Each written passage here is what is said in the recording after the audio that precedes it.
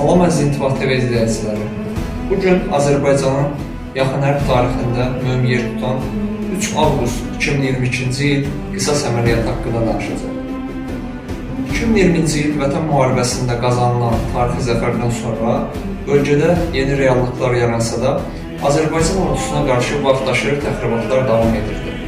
Bu təxribatların ən ağır nəticələrindən biri 2022-ci il avqustun 3-də Azərbaycan ordusunun hərbi qulluqçusu əsgər Kazımov Anar Rüstəmoğlunun şəhid olması idi.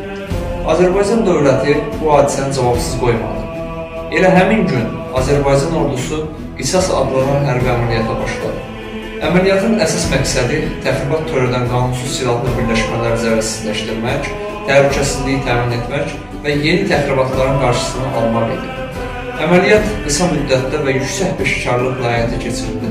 Ordumuz düşmənin bir neçə döyüş mövqeyini məhv etdi. Canlı qüvvəsinə və hərbi obyektlərinə dəqiq zərbələr endirdi.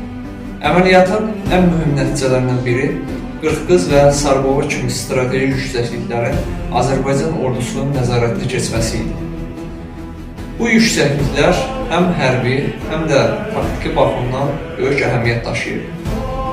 Qisas əməliyyatı bir daha göstərdi ki, Azərbaycan ordusu istənilən təxribatın qarşısını almağa qadirdir və ölkəmizin suverenliyinə yönələn hər təhlükəyə qətiyyətlə cavab verir. Bu əməliyyat həm də mühüm siyasi mesaj idi. Azərbaycan bəyan etdi ki, bölgədə qanunsuz silahlı dəstələrin mövcudluğunu qəbul etmir və təhlükəsizliyi təmin etmək üçün bütün zəruri addımlar atacaq. Tarix göstərir ki, güclü dövlət təkcə diplomatiya ilə deyil, eyni zamanda güclü ordu ilə də seçilir.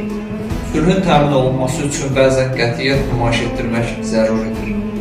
Qisas əməliyyatı Azərbaycan ordusunun peşəkarlığına, müasir döyüş hazırlığına və yüksək döyüş ruhunu bir daha bütün dünyaya nümayiş etdirdi. Tarixi hadisələri xatırlamaq, şəhidlərimizin xatirəsini ehtiramla yad etmək və dövlətimizin təhlükəsizliyi naminə görülən işləri gələcək nəsillərə çatdırmaq hər birimizin borcudur. Diqqətiniz üçün sağ olun.